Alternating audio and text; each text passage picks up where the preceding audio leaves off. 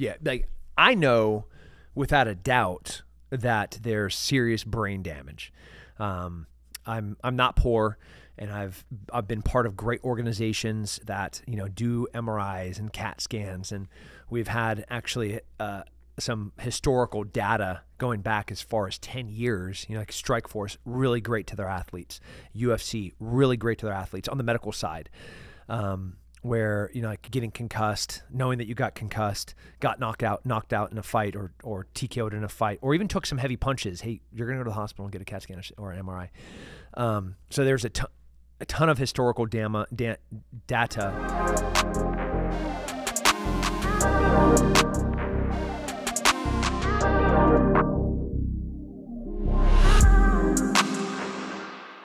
For just fun. Yeah. Hard to kill, dangerous man, Tim Kennedy. Brother, I appreciate you taking the time. My pleasure. It's a very important conversation, and I know that's the reason why you made it the time, so I appreciate it, brother. It is. Bruce is a good man. Bruce is a great man. Yeah. So when we were in San Antonio, I obviously invited him down there, and Bruce and I know each other because of, we're in that unfortunate club, right, that we're all in. And I think there's like a social media post by Warrior Rising, and I was like, oh, dude, that's awesome. Tim Kennedy's going to be here. Tim, he goes, Bruce is like, Tim Kennedy? I was like, yeah. He goes, like, fucking MMA, I love his voice, too. Yeah. He's like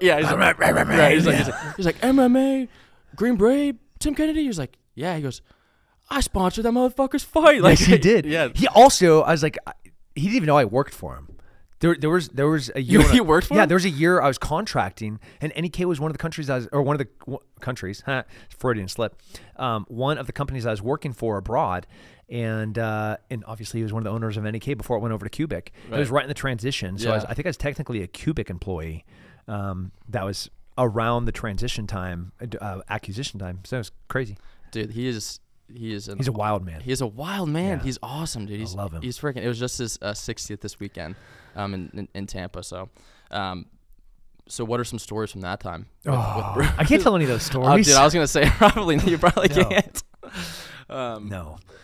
All right, man. Well, yeah. So the reason why I reached out again, obviously met you that weekend, went up, shook your hand, because I really appreciate what you say for and what you stand for in terms of challenging the stigma associated with being vulnerable, talking so freely about suicide. This is the conversations we need to have. Yeah.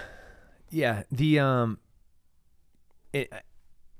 it sounds so easy to just say, like, these are the conversations we need to have, but for somebody to be able to have a conversation like this, they have to be in a healthy place, like the emotional intelligence firing, right? That they have to have to be able to deal with the external stressors, to have the coping mechanisms in place so that we can, these are complex problems with, there's no black and white here. There's shades of gray, and the subtleties that influence every emotion that we feel, like, they're incalculable. Like, did I work out? Did I drink? Did I smoke? And, it just goes on. The list, this litany of things that affect, if we can just sit down and talk about, am I depressed? Did I have a crappy dream? Did I wake up and sweat? 2 weeks ago, I came back from a trip, and, things are always, this was also around, it wasn't 2 weeks ago, it was 3 weeks ago, right around 9/11. And my daughter, 3-year-old, comes into the bed. It's like 2 or 3 o'clock in the morning. And I'm deep in some whacked up dream. And she like tries to clamber up, but we have a tall bed. And she grabs the sheets and she's like, Daddy, did you pee the bed? And I was like, no, nope, that's sweat. Right. And everything's fine. Come over here, sweetheart. And like wild fight dream, Not all this stuff is really tough. So if you put your elbows on it, it's not going to break. It might kill you. But I was more so worried about me chopping them off. You don't know. So these are all my fidget spinners. Yeah, dude, these things are wild. Fun. Dude, Tim's gonna let me borrow this on Halloween. You can. The big ass. What is this? It beheads people? Yep. It's a execution tool. These are just lock picks.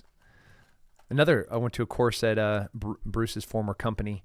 It was an evasion loan operator course. And they'd like lock you in rooms and you had to pick your way out, and then you had to go on the run. You had to figure out how to make a suppressor, build the best weapon you could. You also had to, they would send you to places that had metal detectors, and you had to figure out ways to either get around the metal detectors or create weapons that weren't caught by the metal detector. Great course. Bruce is the type of businessman that he just does such outrageous things that it like makes him so successful. Yep. Like just as far out as you can think, like he's going to do it, and then people are going to come to it because it's fucking awesome. Yeah. Yeah. If you walk down here to like Sergeant Major Smith, Matt Smith, like, hey, Matt, I want to teach a course. We're going to teach him how to lockpick. He's like, well, that's illegal. I'm like, all right. Well, then we're going to go also find places that it's either illegal to carry a weapon there, or it's posted that it would be trespassing if you did. And we're going to force all of the attendees to then sneak past said, detection equipment. He's like, that's also illegal. He's like, so no, Tim. Like, fine. Bruce would be like, fuck yeah, yeah, dude, he would. let's That's do it. exactly what he would say. Like, I don't give a fuck. No. He was hilarious. All right.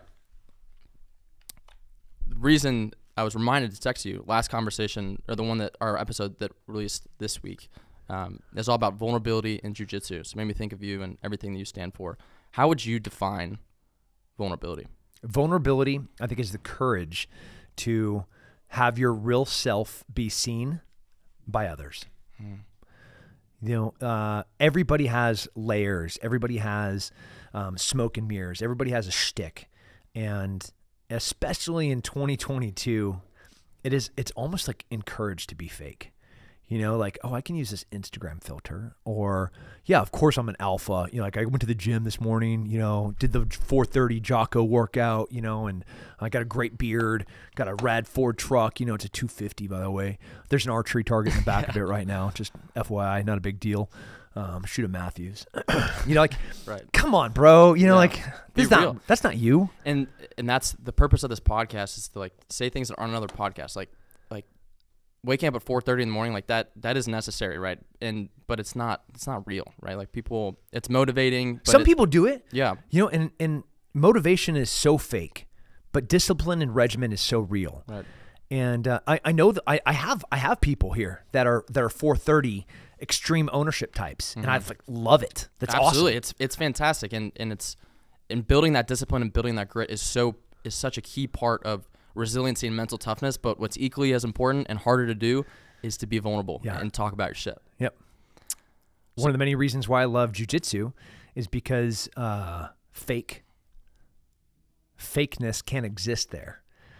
If you and I went on to expose real quick, really fast, not just your technique, not just your conditioning. Like if you and I went out there, I could smell if you smoke weed.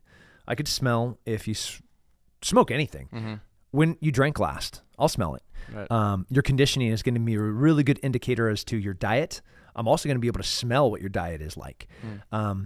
Within a matter of moments, I'm going to know how strong you are, how much cardio you have. But even cooler, I'm going to know how you're going to respond to adversity. Think about that for a second. What kind of intimacy can you have with another human that just by going and doing an activity, how do they perform as an entrepreneur, as an employee, as a husband, as a father? I see somebody like, their face turns red. They have that flash anger. And I was like, oh, if I was your 6-year-old son, would you hit me right now? I just saw that. I know what this is. And that's bullshit. I'm going to burn this out of you. And then that's one of the great things about jiu-jitsu is you are exposed. Absolutely. You have to be vulnerable. You have to be vulnerable. And it's human chess, right? Like I'm getting into jiu-jitsu now, so it's going to be a long, fun journey. I'll ask you for some pointers. But the conversation that we had, you have to have this insane amount of trust with the person that you're rolling with, that they're not going to break your arm, right, when you tap or when you're choking someone out. And that's just when you go to someone and you're asking for help and you're talking about your shit and you're being your real, authentic, vulnerable self, you have to trust that they're not going to, break you with it. Yeah. And I think the study that this doctor's doing, the We Defy Foundation, they are looking at how jiu-jitsu decreases veteran suicide. Oh, we know it does. Yeah. Sarah Verardo from the Independence Fund, she it hasn't been released yet, so I can't even reference it. But it's like Ivy League University, amazing medical school, specific to jiu-jitsu, depression, and suicide. And it is irrefutable the power that jiu-jitsu has. And we're saying jiu-jitsu. Jiu-jitsu has a bunch of really helpful components that you can find in other things. One is community. Mm-hmm. You have to, just like you said, you have to have trust with these brothers and sisters that you're on the mat with. So there's a sense of tribe, clan, community, family. Here it's family. Mm-hmm. We literally treat each other like family members. The second is, I know for a fact that sweat heals wounds, both preventatively and responsively. So, the more you sweat, the less you bleed. It's an adage that we've known for a long time. We know it's true. But on the backside of something, if I have trauma, if I have damage, I can go out and literally sweat it out of me. It comes out sometimes. It's triggered sometimes. We have assault victims that come to some of our courses, and the last time that one of these girls was grabbed was when she was assaulted. And then she comes here, we're doing some underhook drill. The guy grabs a cross collar, pulls her, and you just see her eyes come wide as saucers as she's brought back to 7 years ago when she was assaulted. Mm-hmm. And it's like, let's pause for a second. First, this is awesome. Second, we're going to sweat and we're going to work through this and we're going to talk about it. Mm-hmm. And this is a safe space that's inclusive and we love you and we understand. And best and most importantly, third, is that it won't happen again because we're giving you tools that will be able to immediately address that thing from ever happening again. It's like, and all this just happens magically on the mats organically. It's not forced. It's not like, hey, let's sit down on this couch, and point on the doll or something hurts you. Right. It's like, yeah, my heart. Yeah. Yeah. My brain. Yeah. And that at the 38 challenge where we started and we still do is through the 38-minute exercise, right? And the purpose of the exercise is to voluntarily place yourself in an uncomfortable situation with other members of society and to lean on them and to suffer with them and to galvanize and like you said, sweat out your emotions and think about what are the things that are what do I need to bring out to the surface in exercise. And I can't wait to get into jiu-jitsu, dude. So I did the challenge for 38 days straight. Parkman and I did it when we were in San Antonio. And dude, that beat me to shit.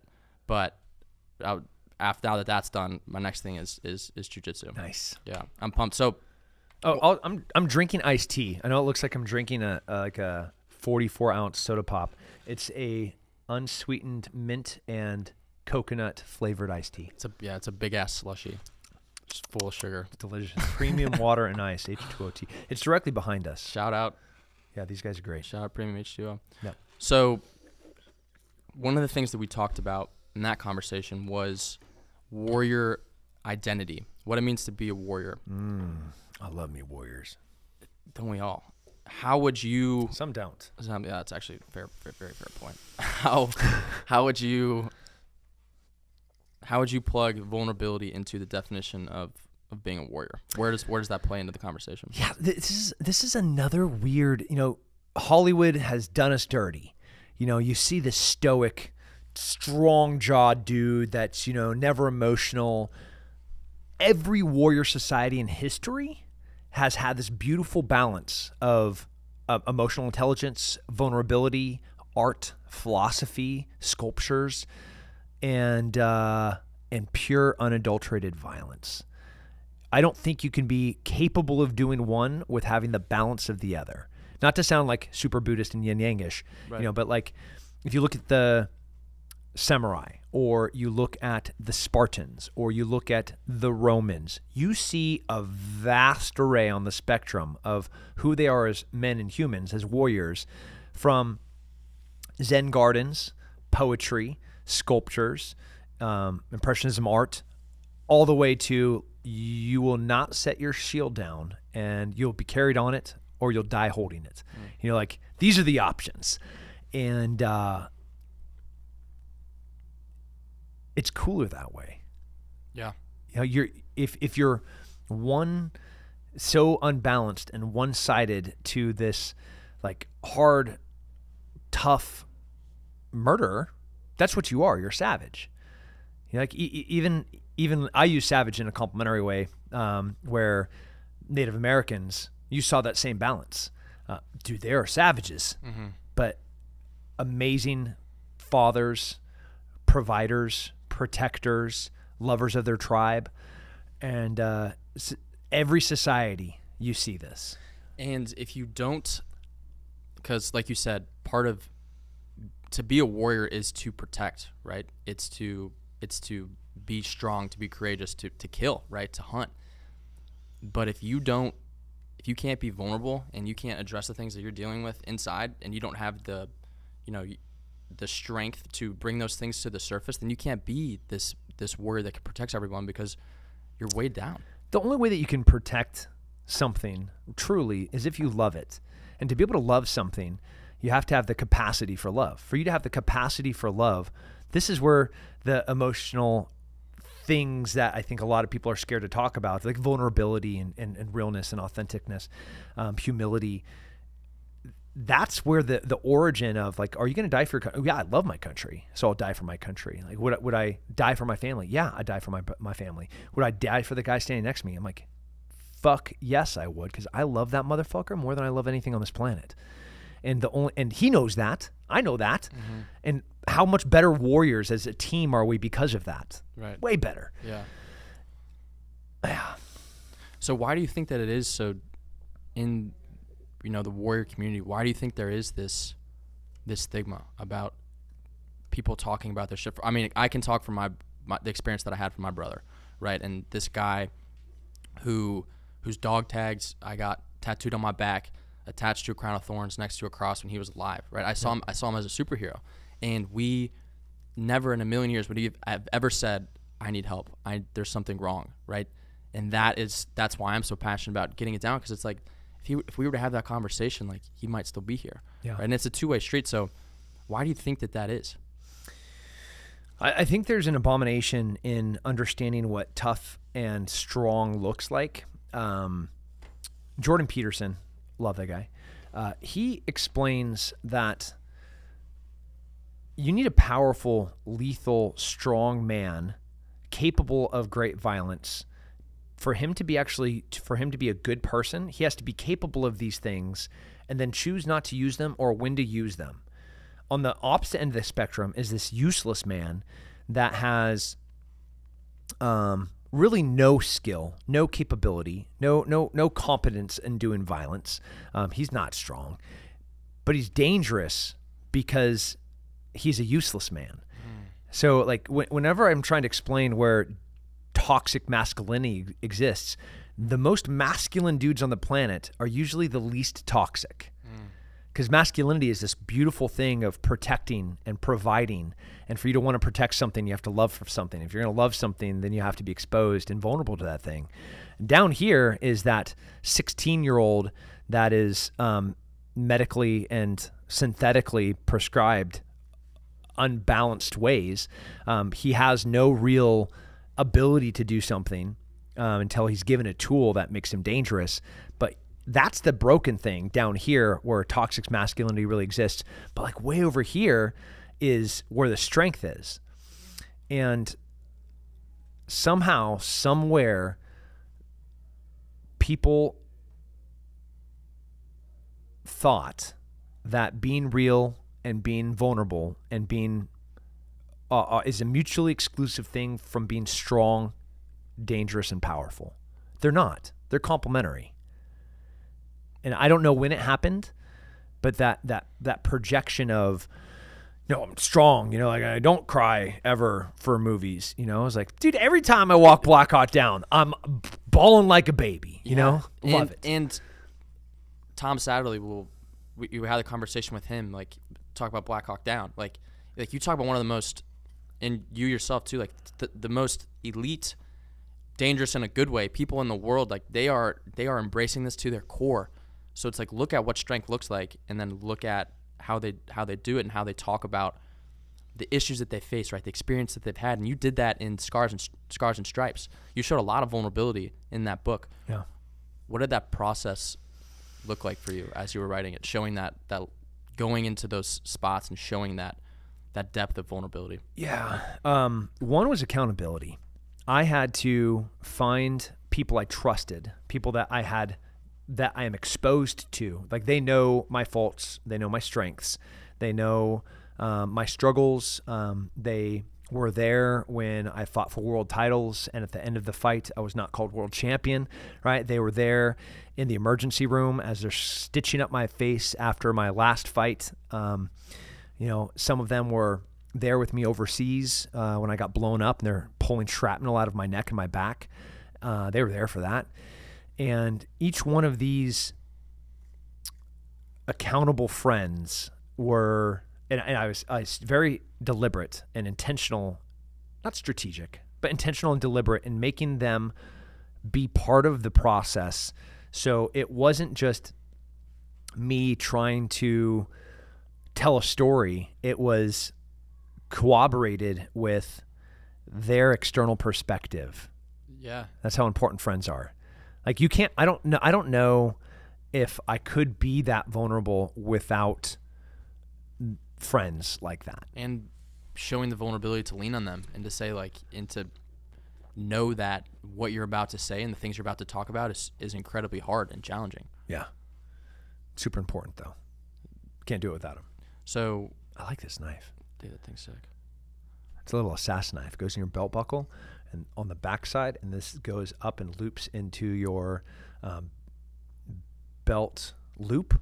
So then when you grab this, it just pops out. Pretty sick. Yeah, I need to. Just for stabbing. I actually got something I might send you. You'll enjoy. I'll send it. Is it stabby? It is stabby. I love stabby things. I got you. So what would you? We always ask the guest to share their most vulnerable, darkest moment. Ooh. What would that be for you? Are you ready to go on that level of depth? Yeah. The problem, I'm like narrowing it down. I figured that might be the case. Yeah. I mean, I have pre-military where, like, there's some dark. And that's the thing. I've asked the question. It has nothing to do with the military. It's just what to you is the darkest moment. Yeah. Can I tell you two? Please. Yeah. One of them, I'm still in the military, so this one would get me in trouble, but I'm going to tell it anyways. The first one is pre-military. I was living completely recklessly, like a young man, making every bad decision. I had every opportunity in front of me.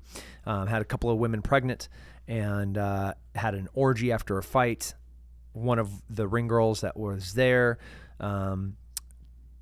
tested positive for HIV, so then she tracked down all of her former partners. I was one of the litany of them that she walks into the gyms like, hey, I'm HIV positive, and you should go get tested. This is late 90s, early 2000s. I'm giving you broad dates to protect names. Of course. Yeah. And so it wasn't like you're positive or negative. It was actually, we're going to take some white blood cells counts over a few months to see if you are losing your immunity. So that sucked. Holy shit. And crashed my motorcycle, like the patriarch of our family, my grandpa, he's dying. And the beach house in Cambria was like the place that I would always go for solace. For I could go to him and I could tell him he's the greatest generation, fought in World War II, helped drop bombs on Nazis, like what a gangster, survived the Great Depression. And no judgment coming from this amazing man. And then I could listen to the waves from the Pacific crash on those shores. And just the next morning I'd wake up and I could deal with another day. He has emphysema. Every breath that he takes is slightly less than the prior. He's just slowly dying in front of me. And, so I could hear his oxygen machine in the place that I'm usually listening to the waves crash on the shore. So I'm a mess. And I walk to Morro Bay, California, down onto the beach from the parking lot, take my clothes off, take my phone, there's not a pager, drop my keys on the ground, and I just swim due west into the fog. And there wasn't a conscious, and this is one of the dangerous things about depression and suicide. Sometimes, like, hey, I'm not trying to kill myself, but I'm doing such reckless things that I might die. And is that suicide? I mean, if suicide has a negative connotation, then hell yeah, it is. And I'm sure during that time, so I'll just give this past weekend, dude, like I was having suicidal ideation. I got to, so I did the 38 days straight, 38 challenge. And like, I was like, holy shit, like I'm mentally the strongest I've ever been. God was like, come back to earth, bro. And then got hit with COVID, like had to cancel all these plans. And like, I'm a guy like I hit like yourself, I'm sure, like I can't be still, right? Yeah. It's very hard for me to be still. And God was like, you have to be still. But I just spiraled so quickly. And like, I would never kill myself. Like I never would. I'm vulnerable, and I texted mentors and I did all these things, but I still had those thoughts, right? And depression lead people to those thoughts. Those thoughts are human. Those thoughts are necessary. Like suicidal ideation does not mean that like you're crazy. Like everyone has those thoughts, man. Like everyone, but no one will talk about it. Intrusive thoughts. I've had ones where I'm walking down the stairs holding one of my infant children. It's like, what would happen if she fell from my arms and like crashed onto these stairs? Like, what just came through my head? It's nuts, like, man. I love this thing more than life. And like, am I a crazy person because this came into my head? No, because like what I immediately did was like, where did this come from? Like, let's go outside and go for a walk. And that's the thing. We're not what we think. We're not even sometimes what we say. We are what we do. And being a man of action and trying to be a man of character and integrity and vulnerability and truthfulness and honesty. I want to be measured and judged by my actions. And often we judge ourselves by our thoughts. It's unfair. It really is. These are, the human brain is a complex thing that we do not have any understanding of. And we'll get into that. And dude, like we probably know 3% of like the brain. Like we probably know 3%. We don't know shit about the brain, but we probably know 3% of what brain injuries do to the brain. We'll put a pin in that because we'll come back to that. I want to hear. So I have to get a new of course, new fidget spinner. new fidget thing. This is a Texas railroad spike that was turned into a tomahawk. I'm gonna hold one too. Yeah, that's a armor-piercing battle hammer. Dude. So it's like, cool, you're wearing armor? You got to feel like so badass. So as you can see, do you see the tip? Yeah.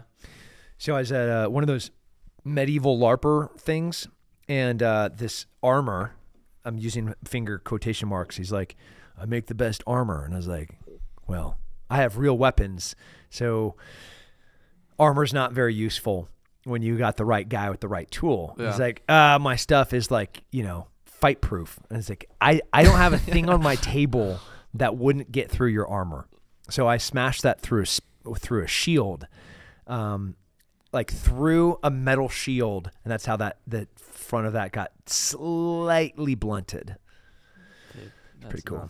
Nuts. So that was one, swimming due west. The second was... That was just a point. That was your most vulnerable, like deepest, like spiral led you to swimming in that ocean. Mm-hmm. Yeah. Yep.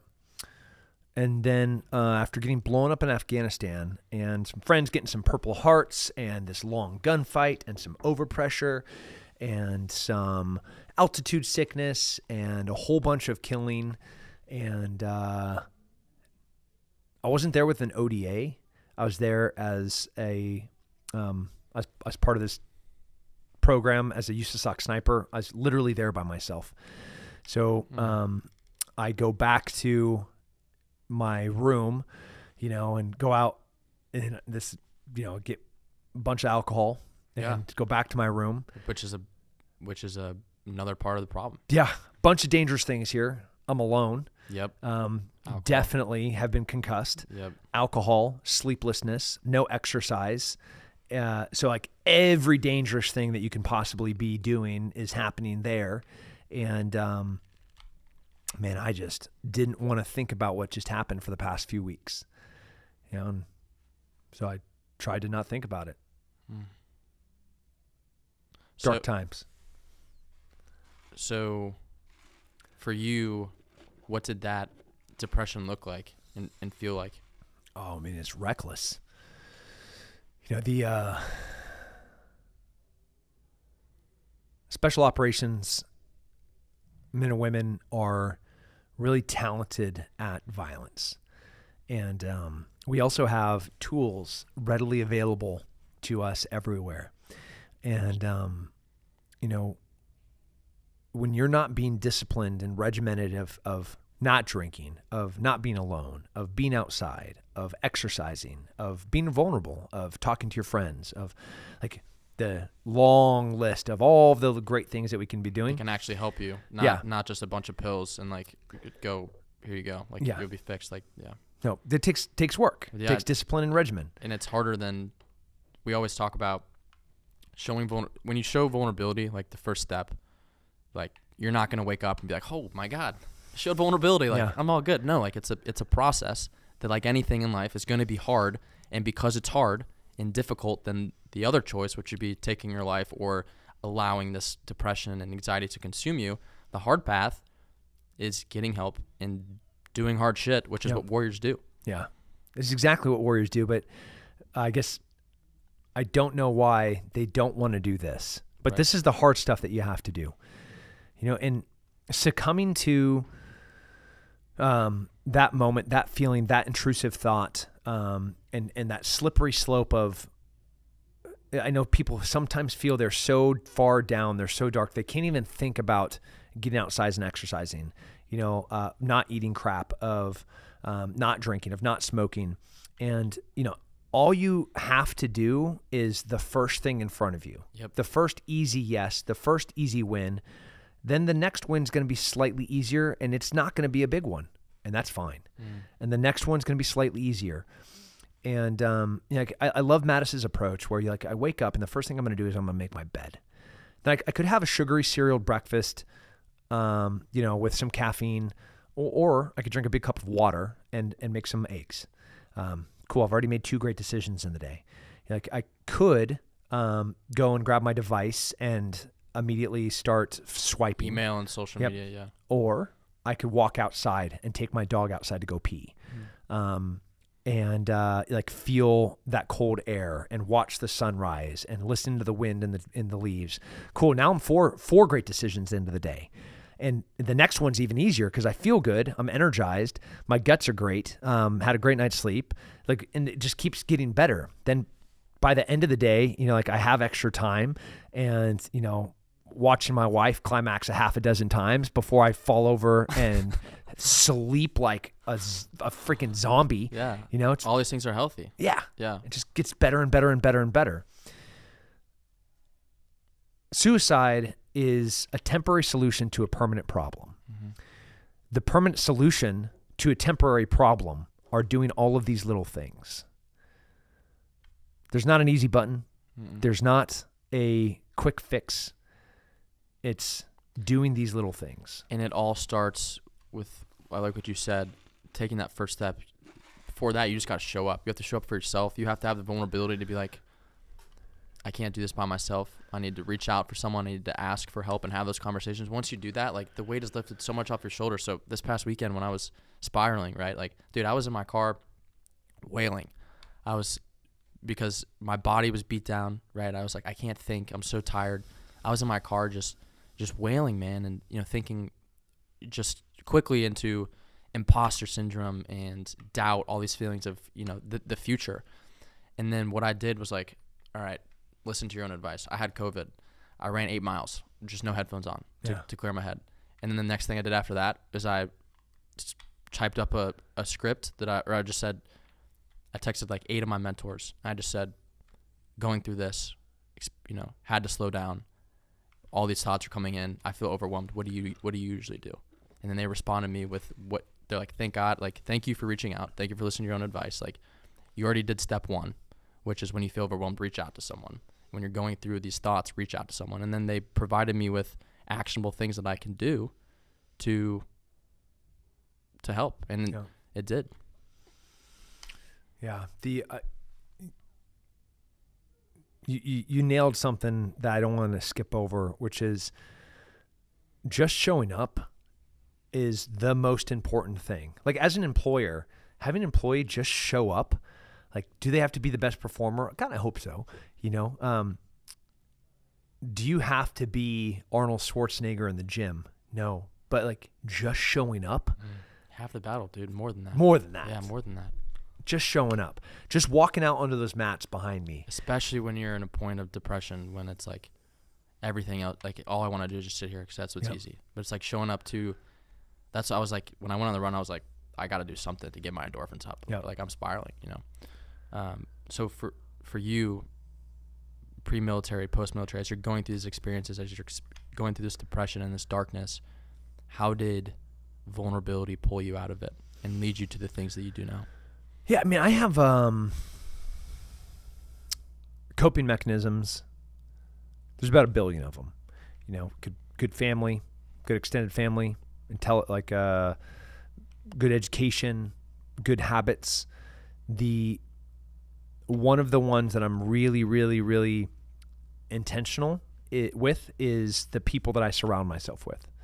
And, you know, on the social media side, you know, every week you can pull up my social media and you're going to see me walking into the gym and there's going to be 4, 5, 6 people there. Do you know what happened if I didn't show up? They'd be like, what the hell? What the fuck is going on? Right, something's wrong. You know, like they'll literally be at my door. Shane will hop in his helicopter and fly to my house and be like, what's going on with you? Mm-hmm. You okay? Yeah. Yeah. And there's actually a few of those tribes that exist in my life. Some of them are at church. Some of them are on the jiu-jitsu mats. Some of them are in the gym. Some of them are like my coffee friends. Some of those things overlap. Some of them don't. Some of them are my military friends. You know, like I can call Zane or Justin or Matt or Yako, and like you guys just saw it actually. I said, you know, Yako, Matt, can I talk to you guys for a couple of seconds? I got this kind of like big thing. What do we do? And then I just like dumped it all out there. So important. And they like sit there and they work through it. And they're like, all right, well, here's a couple of COAs. Like we got a few courses of action now. Yeah. And I didn't have to do that. They did it. And I just had to be vulnerable in front of them to say like, I don't know what to do here. Mm-hmm. Even as the CEO, like even as the boss, you know, is it okay for me not to know? Hell yeah, it is. And showing that you don't know and leaning on the people who you lead and showing that vulnerability with them. Like now you have more trustworthy friends, warriors, employees, right? And now they are more equipped to be vulnerable, to see what it's like to lead, and they can go out and do it in their own life just by showing that one simple step. I think this thing looks good here. I do too. There we go. That looks good, yeah. So going back to what we were talking about earlier, pivoting to TBI. Let's talk TBI. Yeah. First you question. got hit in the head for a living for 18 years? I didn't. Thank God. You're an 18 Bravo on a Special Forces ODA your whole entire adult life? Yeah, so first question I'll ask is, are you comfortable with pledging your brain for Project Enlist so that we can further how TBI, CT, and PTSD is impacting our military? Yes. Yeah. Yeah. And why? Some poor doctor in the future is going to be like, holy shit. What is wrong with this dude? Yeah. They're going to have some weird things like how can he function the way that he is functioning with what is going on in his brain? It's going to be fun. It will be. You're a scientific phenomenon. How and why are you compelled to pledge your brain? What is your experience with TBI? Yeah. It's fun. Like it's not a funny topic, but it's just like as someone who has clearly experienced so many. Yeah. Like it's actually insane that you are the way that you are. Yeah, it's weird. I mean, I think back to like being an 18-year-old and Chuck Liddell and Glover Teixeira and Gan McGee and Scott Adams and Eric Childress. These are the who's who of MMA in the late 90s, just beating the living snot out of this 17, 18, 19-year-old kid, becoming a professional fighter at 19. You know, I was driving down to Tijuana and to Indian reservations to do bare knuckle fights in barroom floors, going to New Orleans on Mardi Gras 2000 to do like 10 bare knuckle fights off Bourbon Street in some like dive bar in the basement with a cardboard floor and rope rings. You know, all the way to being an 18 Bravo, going to breacher courses, going to Sephardic, you know, Afghanistan getting blown up a few times, going to Iraq. Yeah, I don't know how many flashbangs I ate. You know, we're throwing a 9-banger. It's like 1, 2, 3, 4. Now's the time to go. Like halfway through those bangers, the bangs bouncing around the room. That overpressure is still like making dudes bleed and throw up, and we're just eating it because we're already in our OODA loop. And like if that guy's in the corner crying like a baby, that's the time I want to be in the room. You know? Yeah. First point, I think, you know, in all seriousness, like I think you are all right because of your ability to show vulnerability, your understanding of the things you've been through, and to talk about your experiences and to understand that there is injury to your brain. So if something were to happen, you know what it is, right? And you're going to be vulnerable, and you're going to reach out for help, and you're going to go do the things you need to do in order to repair what has been damaged. I know without a doubt that there's serious brain damage. I'm not poor, and I've been part of great organizations that, you know, do MRIs and CAT scans, and we've had actually some historical data going back as far as 10 years. You know, like Strikeforce, really great to their athletes. UFC, really great to their athletes on the medical side. Where, you know, like getting concussed, knowing that you got concussed, got knocked out in a fight, or TKO'd in a fight, or even took some heavy punches. Hey, you're going to go to the hospital and get a CAT scan or an MRI. So there's a ton of historical data. And then on the military side, being part of really great special operations organizations where there's non-typical resources compared to the regular military, where relatively we have access to a lot of great stuff. Even in the dark ages when we didn't really know what was going on, we still had historical data to see, like when I got back and I'm throwing up after getting blown up, we know what happened, right? Yeah. And we're in Kandahar or Bagram. Like we have great things here that we can take a look at. Do we want to fly you to Germany? That was discussed. So knowing that this damage exists, I am so intentional. Like I don't drink, I don't smoke, I sleep every night. You know, I have sex every single day. I exercise every single day. I'm really diligent about staying connected with my clan, my tribe.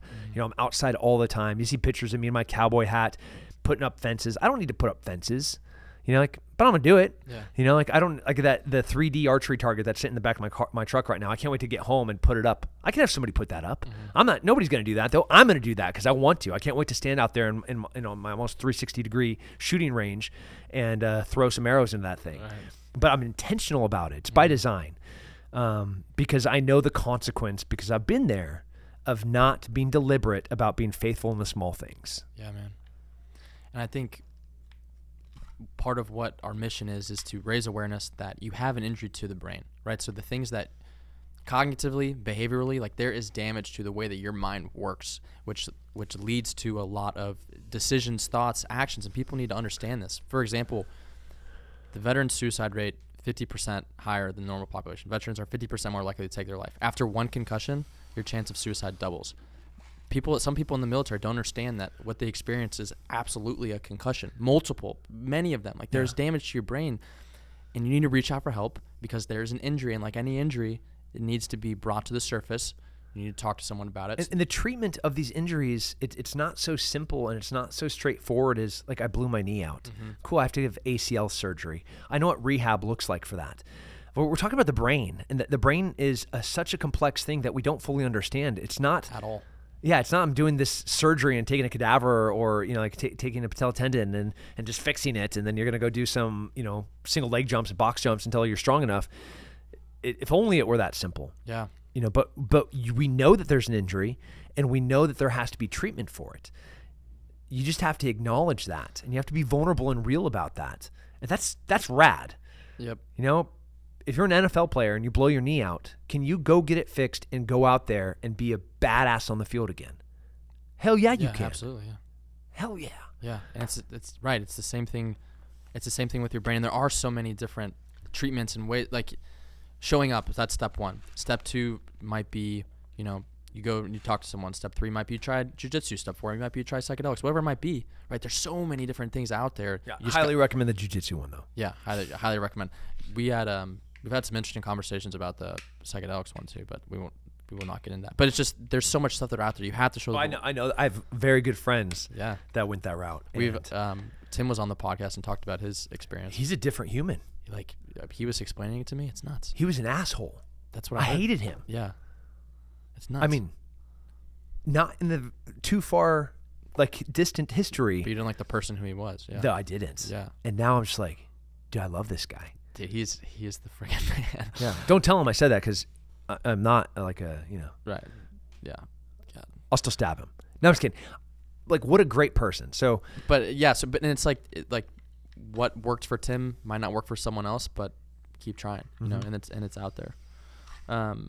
I've not seen jiu-jitsu not work. Yeah. I mean, that's a crazy thing to say. I'm talking hundreds of people that I know are messed up. When they stuck with jiu-jitsu, I'm like, dude, you're a transformed person. Look at you. Look at you 4 months ago. Do you remember who you were? Yeah. Look at you now. You're not fucking fat. Yeah. You haven't smoked. You stopped drinking. You got 8 hours of sleep last night. Because it gives them something to come back toward, right? Yeah. Something to strive towards, like that identity of being a warrior, right? You're going back to the mat. You're getting better. You're rolling. You're sweating. Those endorphins are up. You're in stressful situations, but now you have to deal with it in a beautiful way. And dude, I'm fired up to get into. I boxed for like 4 years. Don't do that no more. I don't spar, but I'm getting into jiu-jitsu. Yeah, you can spar in jiu-jitsu. Yeah, absolutely, because it doesn't impact. That's another thing. Jiu-jitsu does not create brain injuries. Yeah. I mean, some forms, but for the most part, especially if you're doing it, you know, for the purposes of for your mental health and recovery, then it's not going to do that. So, close this out. One piece of advice that you would give to the viewer or the listener who is at the point where you were at, right? Yeah. They're swimming west, man. They're drinking. They have a gun that they're banging on their head. What is the one piece of advice you give to Stop being a pussy. I love that. Yeah. Be the fucking savage I know that you are. Be courageous. What does that actually look like? That is being vulnerable. That is stepping up and be like, I need help. I need to see a doctor. I need to call a friend. I need to get on the mats. I need to go to the gym. But just showing up is the first thing, and you can stay exactly where you are, and that's the coward that you're not. You just have to face the nearest battle and the nearest win, and then everything gets easier. Lucas and I have had this conversation. We want to literally put "stop being a pussy, ask for help" on a shirt. Dude, that's how we need to talk about mental health. I got so canceled when I said that. They're like, Tim called those guys that have depression or suicide thoughts pussies. And I was like, that's not what I said. That's not what I said. I mean, we're probably going to get canceled for this. I don't give a shit, because this is how we need to have conversations about mental health, because this is the culture, man. This is the world we live in. You can cut, hey, stop being a pussy for, whatever reason. Stop being a pussy because your leg hurts. Dude, you're dealing with something so much deeper than that. And you have to find the strength, and you have to do it not for yourself, but for the people who you need to protect. And you need to call that trade everywhere. Last question for you. What does the 38 challenge mean to Tim Kennedy? It's the closest, nearest fight that you can win. Like, we've talked about it through this whole podcast. For me, it's anything can be the next thing for you to get a win and to get into the W column and start on a path towards health and happiness. I know personally that this being diligent and intentional and focused and regimented on this health aspect of your life is the most rewarding thing you can ever have. Food tastes better. The time with your kids is sweeter. The time with your significant other is even more fantastic. Everything about your life, the sun's going to be brighter. The hunting's going to be funner, more fun. Jiu-jitsu is going to be just as satisfying. Like, every one of these things just gets better and better and better. It sounds so hard. It's so cliche, but like, getting that first W makes everything better. Showing up, just that first win, man. Yep. Oh yeah. Well, I appreciate you, brother. Appreciate you. This man has not eaten today. Time to go get some food. So I'm gonna go eat right now. Yeah. Yeah. This is me like calorie deprived. Just see me in an hour. All right. Thank you, brother. Yes, I sir. appreciate it.